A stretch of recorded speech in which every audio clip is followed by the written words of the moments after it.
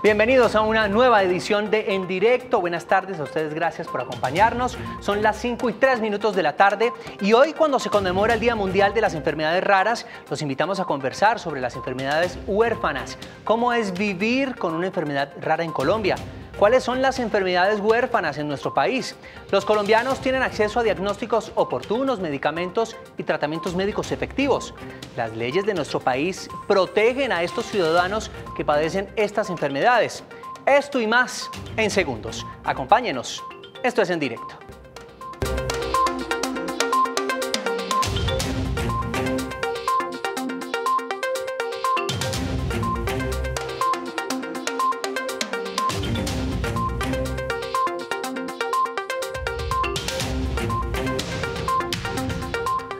Gracias por estar con nosotros. A partir de este momento abrimos nuestras líneas telefónicas para escuchar sus preguntas y opiniones alrededor del tema de hoy. Enfermedades huérfanas. ¿Conoce alguna persona que padezca alguna de estas enfermedades? ¿Es paciente con alguna enfermedad rara? Cuéntenos al 457-8300, extensión 5225 y 5226. ¿Cómo es vivir en nuestro país con una de estas enfermedades?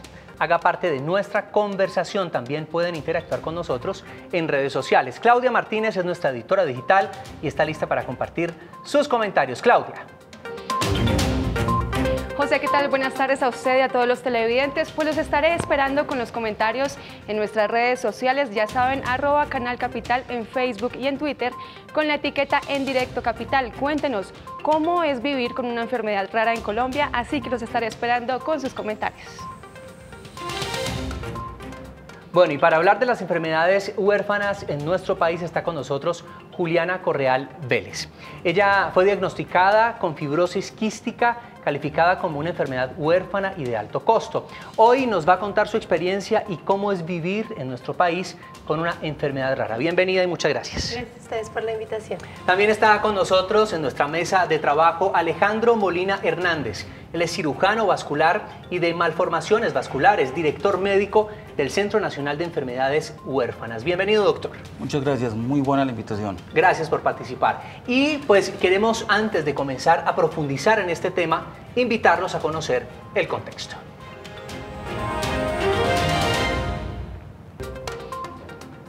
Las enfermedades raras o huérfanas afectan a un número pequeño de personas en comparación con la población general y son potencialmente mortales. Se calcula que esta clase de afectaciones las padece una persona entre 5.000 y nuestro país no es ajeno a esta clase de patologías.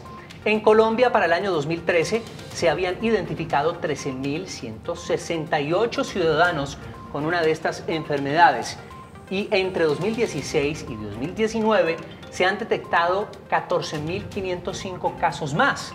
La mayoría de las enfermedades huérfanas son genéticas, otras son cánceres muy poco comunes, enfermedades autoinmunitarias, malformaciones congénitas o enfermedades tóxicas e infecciosas. Hoy se conmemora el Día Mundial de estas enfermedades en el mundo. Ya se está reflexionando sobre cómo atender a esta población y cómo mejorar su calidad de vida. Bueno, Juliana, comencemos hablando con la pregunta clave de nuestro programa. ¿Cómo es vivir con una enfermedad huérfana en Colombia? Pues es un poco difícil cuando, por ejemplo, los servicios médicos no te dan un diagnóstico temprano. Digamos que yo en ese momento lo tuve al momento que nací, pero hay otros que no lo tienen o que no cuentan con él porque esta enfermedad puede presentarse ya cuando son adultos, pero digamos que los efectos ya han hecho algunos estragos. También es un poco difícil el acceso a las medicinas, es muy importante crear conciencia con ello. Yo las tengo por tutela, pero hay muchos que no. También hay unas, sin hablar de fibrosis, se aíslan algunas personas. No es la idea es que todos seamos un apoyo para esas personas que tenemos alguna enfermedad huérfana. Claro que sí, doctor. ¿Usted qué opina? ¿Cómo es vivir con una enfermedad huérfana en Colombia? Yo creo que vivir con una enfermedad huérfana en Colombia es realmente ser huérfano. No hay una persona que lo colabore, no hay un doliente que diga voy a hacer algo por el paciente. Los pacientes acuden a los centros de asistencia y por desconocimiento de los profesionales o por que sencillamente en la Facultad de Medicina pues uno aprende los temas grandes de medicina, pero patologías que se presentan en menos de uno en 5.000 de la población, pues probablemente uno esa parte no le pone mucho interés cuando estudia. Les toca muy duro. Primero porque hay un desconocimiento en su diagnóstico, no solamente en Colombia, sino en la literatura mundial. Uno ve que hay aproximadamente, de los pacientes con enfermedades huérfanas, el 54% son mal diagnosticados, y obviamente si son mal diagnosticados, el 76% de esos pacientes no van a recibir el tratamiento adecuado. O sea, 3 de cada 4 pacientes con enfermedades huérfanas en el mundo están siendo tratadas de la forma equivocada. Yo creo que ese es un panorama muy difícil, no solamente en Colombia, sino en el mundo. En Colombia se ha avanzado mucho. Creo que cada vez hay más conciencia en estos eventos que se realizan cada año para concientizar a la gente de las enfermedades huérfanas. Cada vez tienen un poco más de fuerza. Este año se hizo, como todos los años, en el Parque de los Novios un evento. Sí. Al comienzo de los primeros eventos iba muy poca gente, ahora van 1.500, 2.000 personas, pacientes, y hemos logrado que a este evento vayan no solamente los pacientes, sino estamentos gubernamentales. Entonces va la Defensoría, la Procuraduría, la Secretaría de Salud, el Ministerio de Protección Social, con lo cual cada vez se logra ayudar un poco más a los pacientes. Doctor Alejandro, ¿cuáles son las enfermedades huérfanas que existen en nuestro país exactamente? A ver, en Colombia hay más o menos unas 2.200, 2.300 ya tipificadas de las 7.000 que hay en el mundo. Realmente cuando uno habla de enfermedades huérfanas no es una sola patología, son un grupo de patologías que cumplen el requisito de que sea menos de 1 en 5.000. Como usted lo mencionó al comienzo del programa, algunas son que afectan el sistema nervioso central, que afectan la parte cardiovascular, que afectan la parte inmunológica, que afectan la parte de la sangre como la hemofilia. Entonces cada enfermedad es diferente a las otras, o sea, es un grupo completo de enfermedades, pero cada una es diferente a las otras. Bueno, hablemos de las leyes en nuestro país. Juliana, ¿usted se ha sentido blindada, protegida? ¿Ha tenido acceso a un buen diagnóstico? Ya hablamos y ya nos comentaba que tuvo que poner una tutela para poder conseguir un medicamento importante para su calidad de vida. Bueno, digamos que, como ya lo dije, yo tengo tutela desde hace mucho tiempo. Tuve un diagnóstico temprano, pero siempre está la forma en cómo los especialistas, cómo te ven, no solamente cuando yo voy a cualquier cita médica, muchas veces no saben qué es fibrosis quística. Algunos lo hacen confundido como, ay, y te han operado del pecho, pero lo confunden con algo del seno y no es eso. ¿Cuál es la fibrosis quística? La fibrosis quística hay muchas mutaciones, pero en sí nuestras células no producen una proteína. Esa proteína es la que hace que el paso del moco o del cloro sea un poco más restringido. Por eso nosotros tosemos mucho, producimos mucho moco, y hay otras cosas, hay otras alteraciones, por ejemplo, del páncreas. A nosotros nos es muy difícil subir de peso. Sí. Entonces tomamos enzimas pancreáticas, tomamos glucerna, que es parecido al Ensure. Yo tomo glucerna porque soy diabética. Es otra de las... La diabetes fue es asociada a la fibrosis quística, correcto. Sí.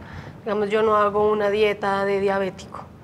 Yo tengo que ajustar la insulina a una dieta de una persona con fibrosis quística que debe ser hipercalórica. Sí.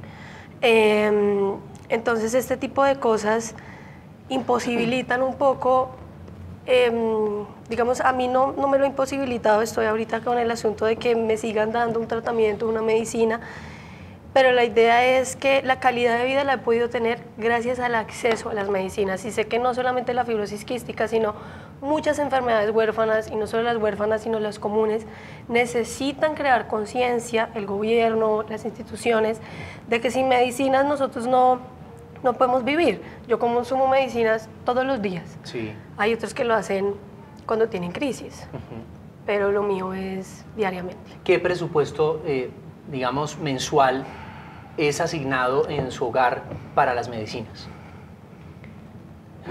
Pues digamos, así que yo te diga plata económicamente, no la sé porque lo cubre, digamos, la EPS. Sí. Algunas cosas complementarias yo intento a veces suplirlas, por ejemplo, comprar algunas vitaminas cuando no llegan a tiempo, yo esas las compro y Las tengo, pero hay personas que de pronto no tienen los recursos para hacerlo. Y de hecho hay un medicamento que es muy costoso, me lo decía antes de ir al aire, un medicamento que es vital en este caso, en la fibrosis quística. Depende de la mutación, depende de la mutación. Este medicamento está hecho para específicamente la mutación que yo tengo.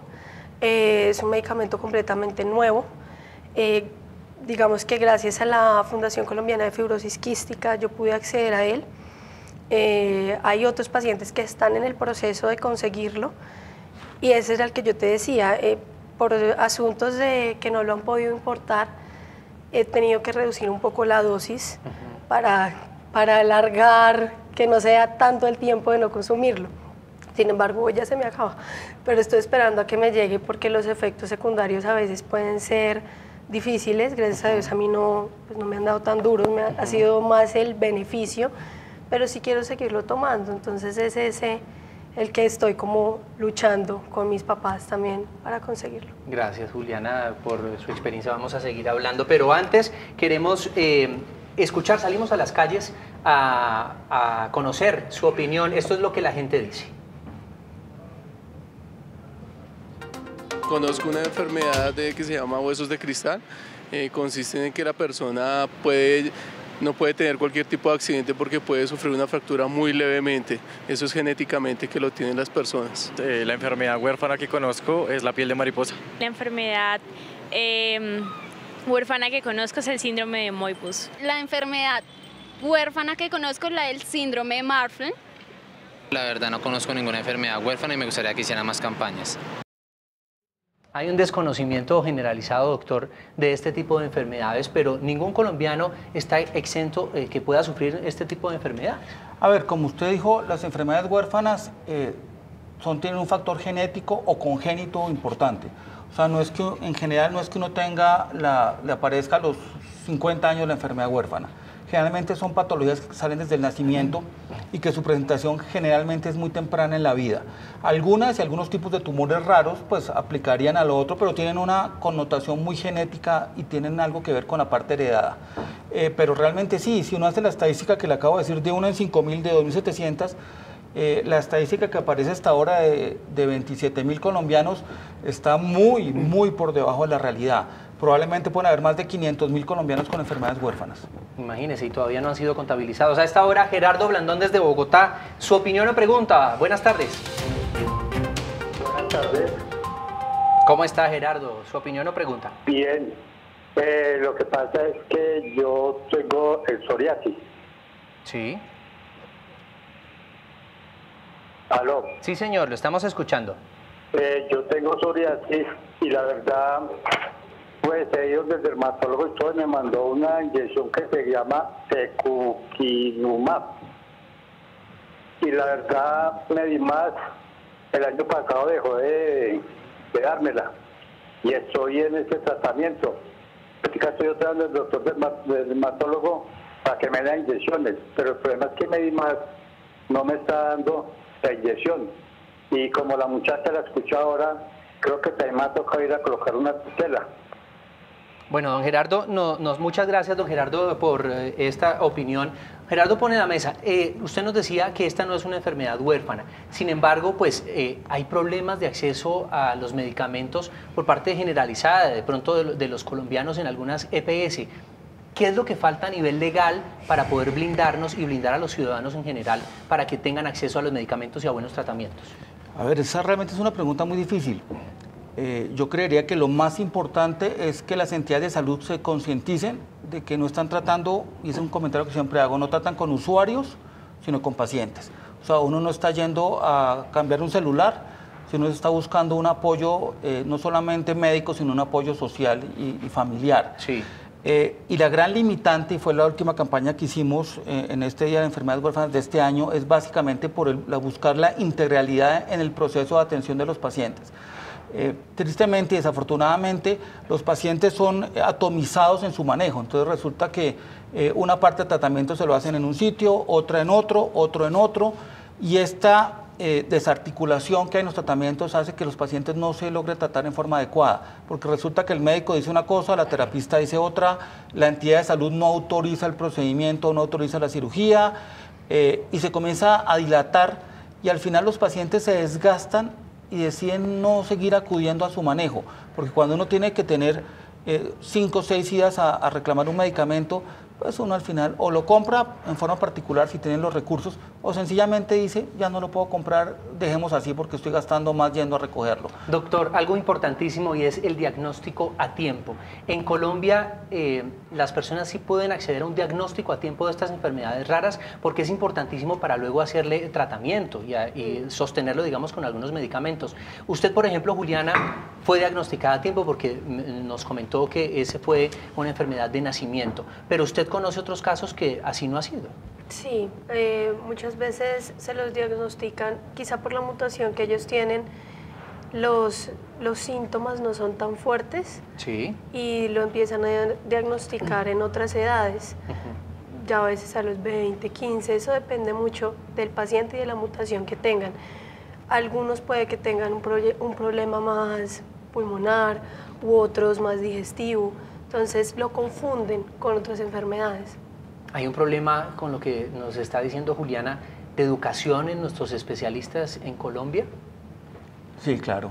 Hay un problema muy grave porque en las facultades de medicina se enseña lo grande, o sea, se enseña a manejar hipertensión, diabetes, algunos cánceres, pero ese tipo de patologías probablemente se pasa incluso por alto, porque es que enseñarle a un estudiante de medicina una cosa que probablemente nunca va a ver, pues no lo hacen. Una en 5.000. Una en 5.000 probablemente nunca lo va a ver. El gran problema de esta situación es que los médicos, aparte de que no sabemos, no queremos hacer lo que hacen los programas de concurso. Le voy a llamar a un amigo para ver qué hacemos. Entonces el médico ve al paciente, no sabe qué tiene, pero interpreta otra cosa y lo sigue manejando o sencillamente lo sigue difiriendo en el tiempo. Pero eso es una irresponsabilidad. Sí, yo creo que a veces los médicos pecamos en esto. La gran recomendación que yo hago y cada vez que me hacen una entrevista de un tema de estos es, creo que lo más importante es, como en ¿Quién quiere ser millonario?, cualquier programa de estos de concurso, sí, hace una llamada a un amigo. Si uno no sabe qué tiene su paciente o no está seguro, o peor aún, si la evolución de un paciente no es lo que uno espera, tanto en pediatría como en cualquier campo de la medicina, pues comienza a sospechar que puede tener algo diferente. Y si tiene algo diferente, trate de remitirlo a un sitio donde probablemente le hagan un mejor seguimiento y un mejor tratamiento. ¿No será, doctor, también una cuestión de dinero, que no es rentable, digamos, para un médico estudiar tanto tiempo una enfermedad que, como usted dice, pues no se va a encontrar? Igualmente con los laboratorios y con la inversión que hacen en los países en investigación, pues no se invierte porque como son tan poquitos los casos, ¿para qué vamos a invertir? ¿No es rentable de pronto para los laboratorios también?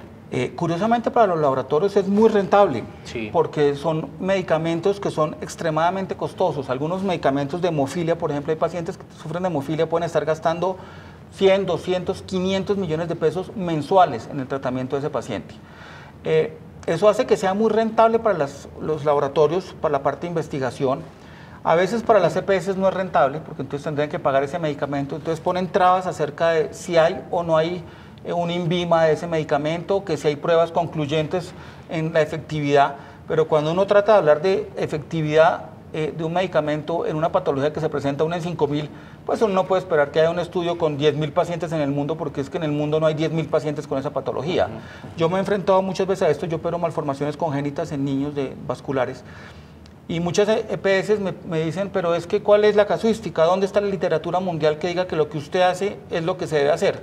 Entonces yo le digo, pues mire, yo llevo operado 300 pacientes en Colombia, pero es que es muy poquito. Le digo, pues sí, pero es que cuando son 300, en una cosa que se produce en una en 10.000 o en 20.000, es mucha experiencia, pero comienzan a tener unos problemas con las entidades y al final los pacientes se desgastan tanto que terminan recurriendo al sistema jurídico y colocando tutelas. Esa es la razón por la cual hay tantas tutelas en contra de la salud. Y el juez termina ordenando a la entidad de salud que atienda al paciente y muchas veces obliga a que le hagan cosas que no es lo mejor, pero como es una tutela, tiene que hacérselo. Probablemente lo mejor es tratar de dialogar y que las entidades de salud sean conscientes de que son pacientes y que hay que hacer algo por ellos. A esta hora tenemos llamada de María Franco desde Bogotá. María, buenas tardes, ¿cómo está? Buenas tardes, ¿cómo está? Muy bien, muchas gracias. ¿Su opinión o pregunta, doña María? La pregunta es sobre, tengo un pariente que tiene una dermatitis atópica. La enfermedad le dio a raíz del cambio en la pubertad. dicen que la dermatitis atópica no tiene curación. Sí. Sin embargo, esa no es una enfermedad rara, ¿no, doña María? ¿Ah? Esa no es una enfermedad rara. Pues sí, porque no se cura nunca. Siempre se estresa, por ejemplo, y vive ulcerado. Entonces, así. Sí, señora. ¿Usted quería preguntar, opinar algo, doña María, sobre las enfermedades raras? Sí, es una enfermedad rara porque dicen que no tiene cura. La dermatitis atópica no tiene cura. Bueno, es clave lo que nos dice doña María. Muchas gracias, doña María. Es decir, ¿las enfermedades que no tienen cura son consideradas raras o huérfanas o no? No. Definitivamente no. Hay muchas enfermedades que no tienen ningún tipo de cura y no son enfermedades raras. Lo que hace que sea una enfermedad rara, huérfana, es que se presente en la población en menos de 1 en 5.000. En Colombia, en otros países el porcentaje cambia de acuerdo a la población de cada país, pero en Colombia 1 en 5.000. ¿Eso qué quiere decir? Que hay algunas enfermedades que no tienen tratamiento, porque desafortunadamente la medicina no ha logrado tener tratamiento, pero tiene mucha más frecuencia en la presentación, como lo comentó la persona que nos llamó. La dermatitis atópica es relativamente frecuente. Tal vez lo más importante y la recomendación para ella es que siga las recomendaciones de su dermatólogo, que se aplique los medicamentos que le dan y probablemente va a poder manejar el problema sin mucha complicación. Doctor, muchas gracias. Clara Guerrero desde Bogotá. Clara, buenas tardes, ¿cómo está? Buenas tardes, doctor. Mira, le quiero hacer unas preguntas. Yo soy una señora de 64 años, soy interpensa y ahorita me diagnosticaron una enfermedad que se llama alacasia, pero yo tengo reflujo, una hernia rectal, tengo gastritis avanzada y un reflujo avanzado y la bacteria papilar. ¿Qué tengo que hacer para que me den un tratamiento? Llevo una semana vomitando, pero no me han dado un tratamiento que me sirva, sino solo esomeprazol. Bueno, doña Clara, también, aunque esta no es una enfermedad rara, pues nos pone a hablar sobre las personas mal diagnosticadas y que simplemente en las EPS les dan o acetaminofén o omeprazol, etcétera. ¿Qué hacer para mejorar este tipo de situaciones, doctor? Volvemos a lo mismo, yo creo que es concientizar el sistema de salud en ayudar a los pacientes. Ese es un caso que es relativamente frecuente, la acalasia es algo relativamente frecuente que tiene que ver con el esófago. Y es una patología que se debe manejar con medicamentos, una paciente que hay que hacer una endoscopia para ver qué es lo que está pasando con su acalasia, y con medicamentos y medidas tanto posturales como nutricionales tiene que mejorar. Como paciente pues hay que colaborar, hay que ir al médico y seguir las recomendaciones del médico, y pues a los médicos hay que informarles o decirles que uno debe tratar a los pacientes como si fuera su mamá, su hermano o su hijo. Humanizar un poco más ese tratamiento. Totalmente, es que los pacientes cuando uno los ve como su familia, las cosas cambian. Cuando uno piensa si el paciente vale la pena operarlo o no, si vale la pena hacer un medicamento, si vale la pena hacerle algo, es cuando las cosas cambian. Cuando uno coloca una barrera como profesional y allá los pacientes y yo acá, increíble, pues las cosas no funcionan. Así es, y son muchos lamentablemente los doctores y los médicos que atienden de esa manera a los pacientes. A esta hora queremos leerlos en nuestras redes sociales, numeral en directo capital. Claudia.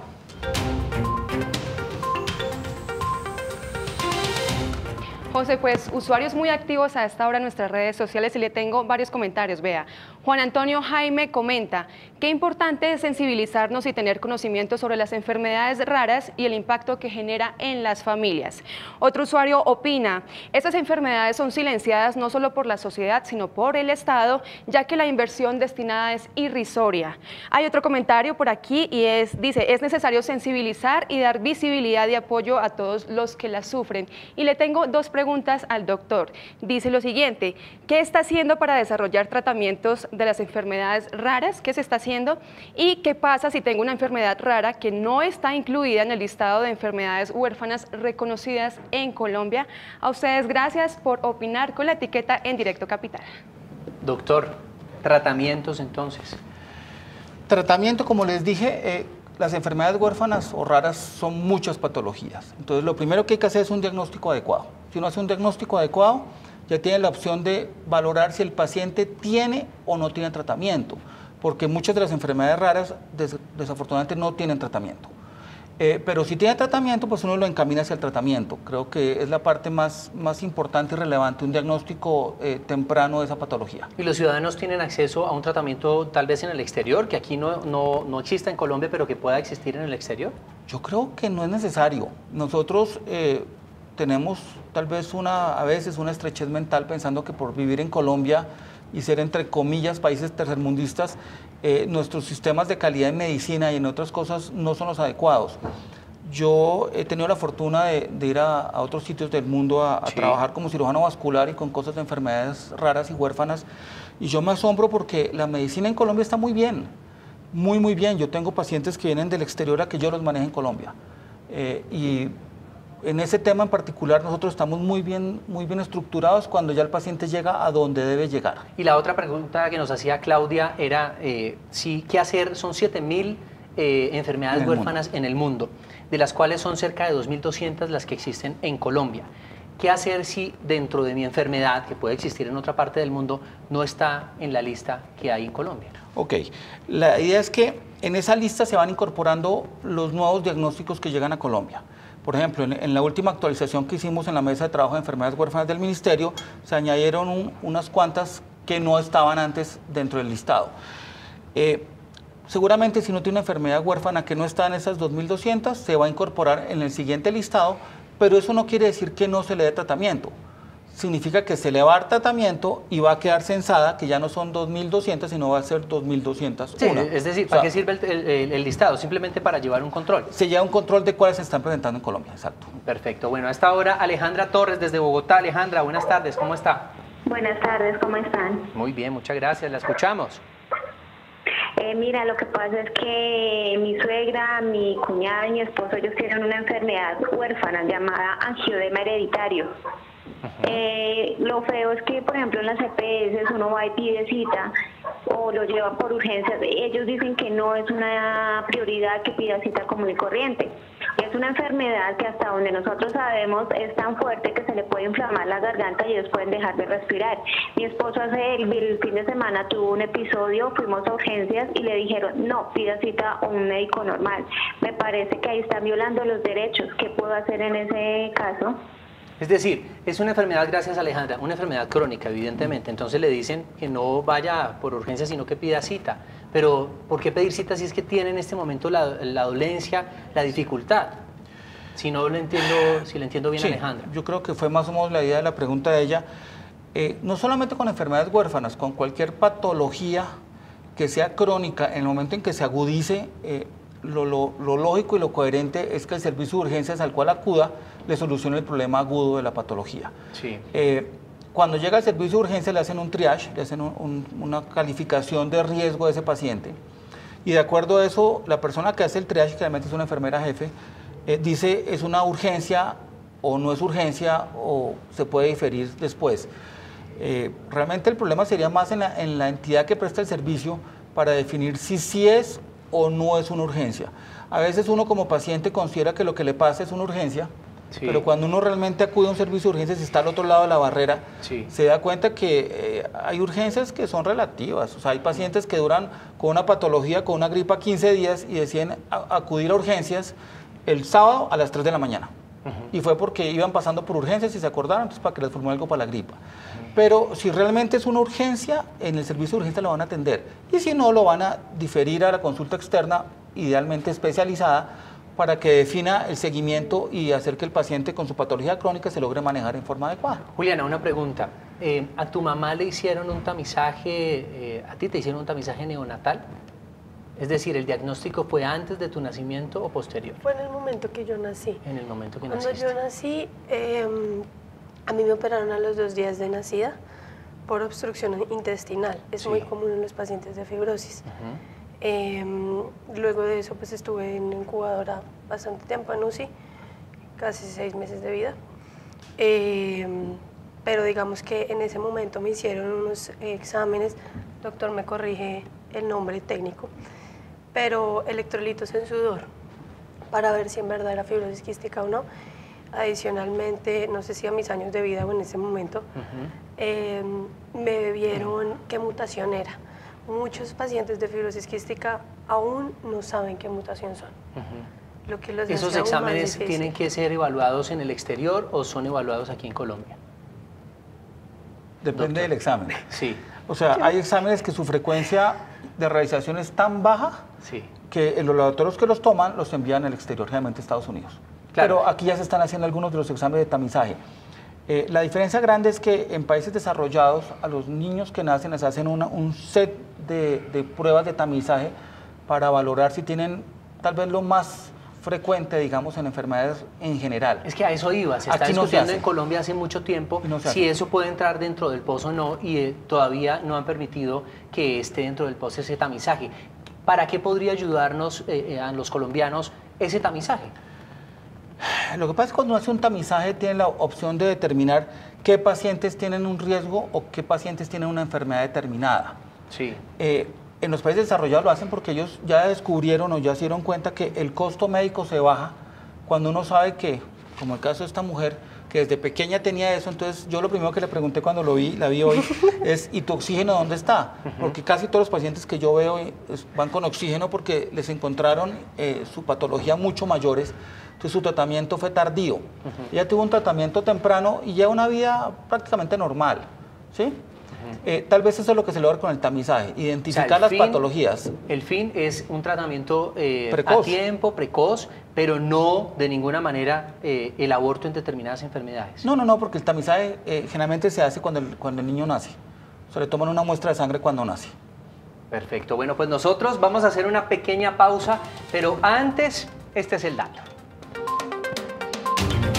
Mientras en el mundo existe entre 6.000 y 7.000 enfermedades huérfanas, en Colombia se han identificado alrededor de 1.920. Esto según el Ministerio de Salud de Colombia. Pausa y ya volvemos.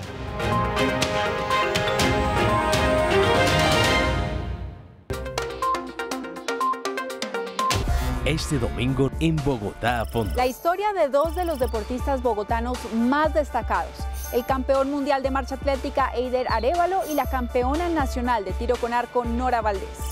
Mientras en Bogotá las autoridades distritales toman medidas para mejorar la calidad del aire, aquí, a 3.500 metros de altura sobre el nivel del mar, en Ciudad Bolívar, un colegio distrital tiene la solución. Bogotá a fondo. Domingos, 9 de la noche, a través de Conexión Capital, la plataforma digital de Canal Capital y nuestra señal abierta.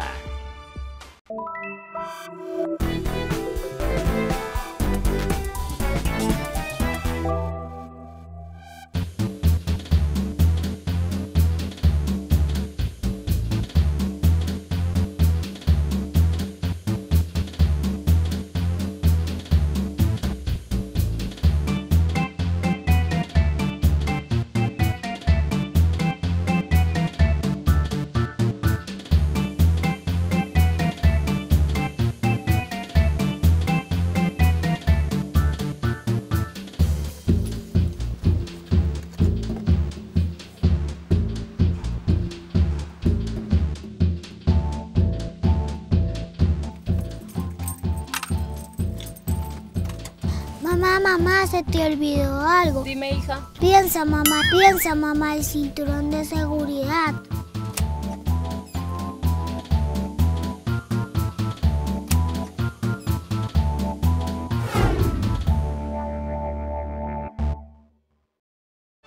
Canal Capital está nominado a los premios India Catalina en la categoría Mejor Serie de Ficción Web, Roma. Canal Capital es Bogotá en los premios India Catalina. Canal Capital lo escucha, por eso participe, conéctese y opine en La Vocera del Televidente a través del correo vozdeltelevidente@canalcapital.gov.co. Vocera del Televidente, de lunes a viernes, después del noticiero del mediodía.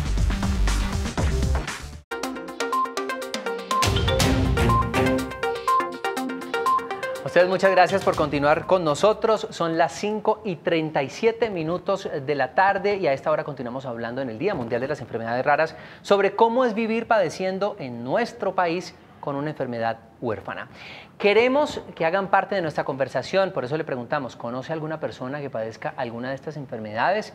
¿Es paciente con alguna enfermedad rara? Cuéntenos su experiencia al 457-8300, extensión 5225 y 5226. Y a esta hora, quien ya se comunicó con nosotros, Natalia Duarte desde Bogotá. Natalia, buenas tardes.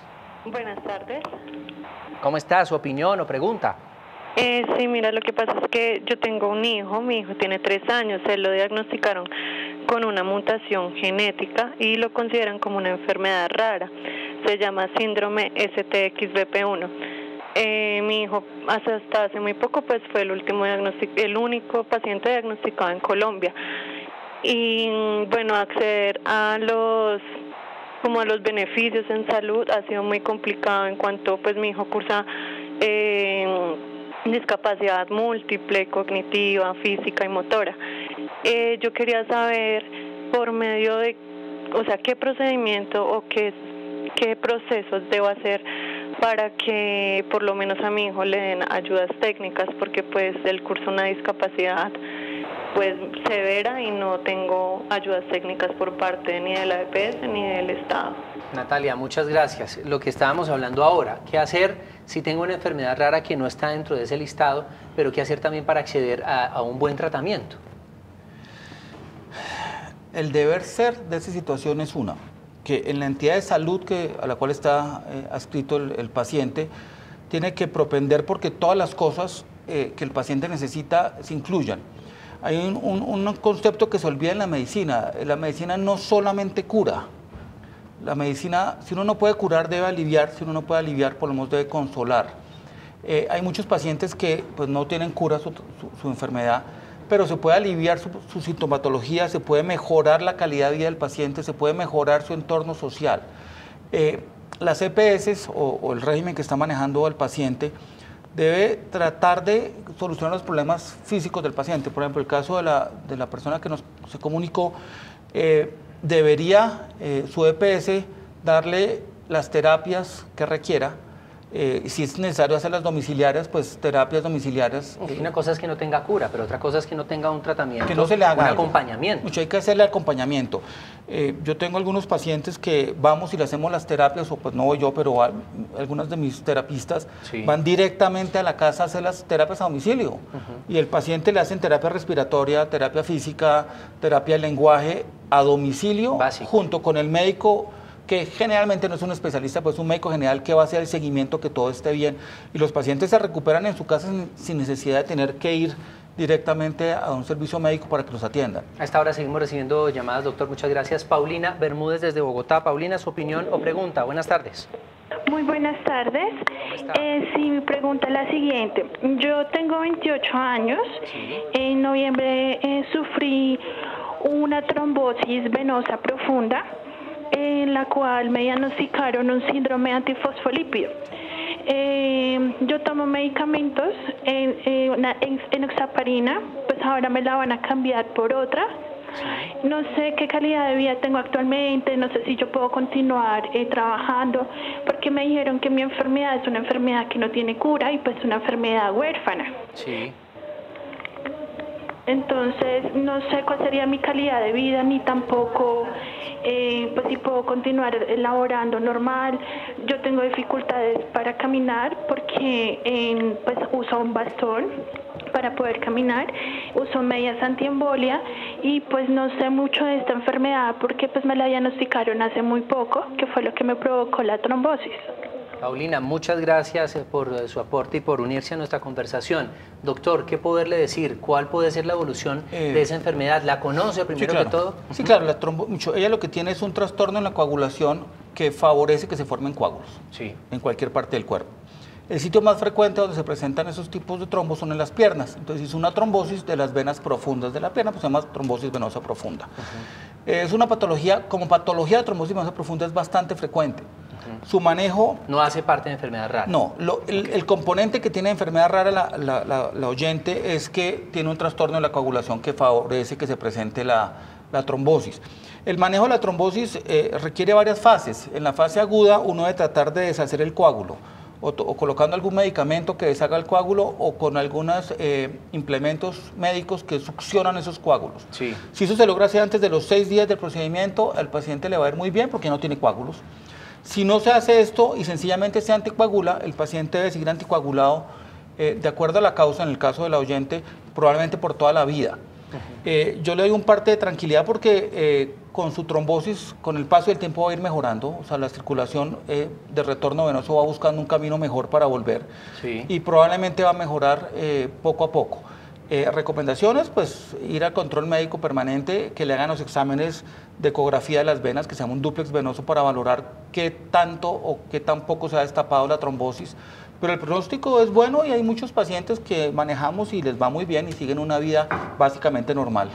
Juliana, una pregunta. En su caso, ¿usted recibió, o su familia mejor, recibió acompañamiento, orientación? Es decir, siempre el foco es en el paciente, en la atención al paciente, pero también hay un tema de salud pública alrededor, en las personas que están alrededor de ese paciente es necesario que los orienten, que tengan un acompañamiento. ¿Su familia ha recibido acompañamiento por parte de su EPS?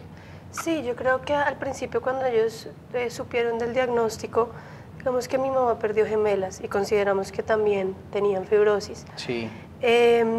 Creemos que todo el acompañamiento desde que mis papás supieron, ellos empezaron a investigar qué era, cómo era, pues obviamente no tenían ni idea. El acompañamiento familiar de mis tíos, mis abuelos fue muy importante. También entiendo que mi papá se metió mucho en las asociaciones, en ser el presidente de la asociación de fibrosis en la clínica del niño, que era donde yo iba. Y también hubo mucho, ahorita tenemos mucho acompañamiento de la Fundación Colombiana para Fibrosis Quística por Marta Herrera. Ella nos ha apoyado muchísimo, también los doctores podemos decir que es un tipo de acompañamiento. Yo considero que más allá quizá del especialista también es la ayuda paciente a paciente. Yo he tenido muchas mamás, pues, como 3, 4, que me han llamado y me dicen, oye, mira, yo vi tus fotos, veo que tienes calidad de vida, como dijo el doctor, no te veo con oxígeno, me puedes decir cuántos años tienes, qué haces, trabajas, cómo ha sido tu vida. Importantísimo poder servir y son bebés. de ejemplo, poder hablar con las otras mamás, cómo lo has vivido tú, por qué estás tan bien, qué tengo que hacer. Exacto, entonces yo como que con ellas hablé mucho, con el papá de una también, y es más mostrarles que sí pueden tener calidad de vida, que solamente adherirse a su tratamiento, hacer las cosas, ir a los controles, como decía el doctor. Muchas personas dicen, no, es que tengo una enfermedad, ya sea genética, no genética, crónica, no crónica, no puedo hacer nada por mi vida. No, tú puedes trabajar, puedes cuidarte. Yo creo que lo básico es que te cuides y más allá, pues para mí siempre, mi familia, mis amigos, mi novio han sido un apoyo gigante, donde yo, por ejemplo, yo empecé a viajar a los 15 años sola. Sí. Claro, era muy difícil, pues porque ¿cómo te vas a hacer un tratamiento? ¿Te vas a descuidar? ¿Cómo? Tus papás protegiéndote. Exacto, pero lo he hecho y una de las cosas que más me gusta es viajar y cumplir mis sueños. Entonces yo creería, quizá para el oyente que nos llamó ahorita de la calidad de vida, yo tengo una amiga que trabajaba conmigo, ella también tenía estos problemas de coagulación, de hecho ella tuvo un coágulo en el cerebro, por un síndrome C4. Claro, ella tiene que manejar el estrés, pero ella seguía trabajando y era una berraca, una luchadora y todo. Y creo que uno sí puede. Es más el límite tuyo como paciente de decir, no puedo hacer las cosas, no puedo seguir. Y si tú te mentalizas con eso, en verdad no lo vas a lograr. Es un gran ejemplo lo que usted nos está comentando, Juliana, pero quiero que especifiquemos de pronto cómo es un día a día suyo, cuáles son los obstáculos que su enfermedad le proporciona día a día, por los cuales usted sigue luchando igual y trabaja igual que cualquier persona. ¿Qué hace, por ejemplo? Yo trabajo en la Universidad de La Sabana, Sí. soy coordinadora de comunicaciones, gestora de comunicaciones de 2 facultades. Manejo todas las comunicaciones de las facultades. Y un día a día suyo, por ejemplo, ¿cómo es lidiando con esa enfermedad? Día a día, bueno, yo me levanto, mi mamá, la verdad mi mamá me levanta porque yo para levantarme Pero eso me no creo que cuesta tenga que ver con la enfermedad. No, solamente me levanta para decirme, oye, tienes que hacerte tu terapia. Entonces yo me levanto y le hago con toda. Sí, es un poco muy difícil. Pero entonces me hago mis terapias, a veces tengo antibióticos que son un mes sí, un mes no, Sí. Entonces eso tarda un poquito más para llegar al trabajo, o sea, me da pena llegar tarde. Entonces yo a veces pregunto, lo comento y pues en el trabajo digamos que han sido muy condescendientes y entienden todo de la política. Yo soy una política familiarmente responsable, eso lo entienden. Digamos, lo que me incomoda a mí es que yo toso mucho. Entonces yo siento que quizá en la oficina van a decir, ahí esta niña tiene gripa, otra vez tosiendo, o en el gimnasio, pues yo toso, porque para mí es muy importante hacer ejercicio. Sí. Entonces, claro, ellos miran como, tiene gripa, y yo como, ay Dios mío, no es gripa, se los juro que no es gripa, no se les va a pegar. Pero es como entender que cada persona tiene ciertas cosas que otros obstáculos puedo tener. Sí. A veces no me da hambre, pero yo tengo que comer mucho. Entonces yo intento comer pues la mayoría del tiempo, tengo que tomar muchísima agua, estar en constante movimiento, tengo que hacer ejercicio, como te lo dije, entonces yo soy sedentaria. Sí. Entonces ya empecé a hacer ejercicio. Esto me ha generado también quizá como problemas de síndrome piramidal, como de fisioterapia, entonces ahora todos los sábados tengo que ir a terapias. A mí me ve siempre una terapista, Claudia Jiménez ha sido muy importante para mí, de terapia respiratoria, todos los viernes, todas las semanas. No, Juliana, realmente su testimonio es muy importante para tantas personas que nos están viendo en este momento. Sí se puede vivir con una enfermedad rara en nuestro país. Es difícil, pero por supuesto se puede. Brevemente, tenemos un minuto, doctor. ¿Qué hacer para solucionar? Tal vez el problema de información, del acceso a la información a estas enfermedades raras, es lo que está generando esta problemática en nuestro país, tanto para los especialistas como para los pacientes. Hagamos un minuto de información rápida. Primero, con lo que acaba de decir ella, las enfermedades huérfanas o raras no son contagiosas. Entonces partamos de la base que los pacientes no te van a contagiar si viven al lado, si son vecinos, si estudian con tus hijos. Entonces, uno, no es contagiosa. Dos, si uno tiene alguna duda acerca de que un familiar tenga alguna enfermedad rara, consulte al médico. Ahora estamos en la época de las redes sociales. Consulte las redes sociales. Mi mayor competencia médica se llama Wikipedia. Sí. Entonces yo termino, los pacientes llegan sabiendo qué tienen, qué no tienen, qué van a hacer, qué no van a hacer. Entonces consulten, busquen en redes sociales. Pero también, doctor, no hay mucho terrorismo también en las redes sociales. Es decir, uno consulta algo que no sabe y de pronto yo tengo esto. Se diagnostica mal, se autodiagnostica mal y empieza esa depresión porque yo puedo tener eso o no lo puedo tener. Creo que más que buscar diagnósticos y tratamientos es buscar a alguien que te ayude. Sí. O sea, es buscar, en los casos de enfermedades huérfanas, buscar las fundaciones y las agremiaciones de padres y de familiares que nos van a ayudar con esto.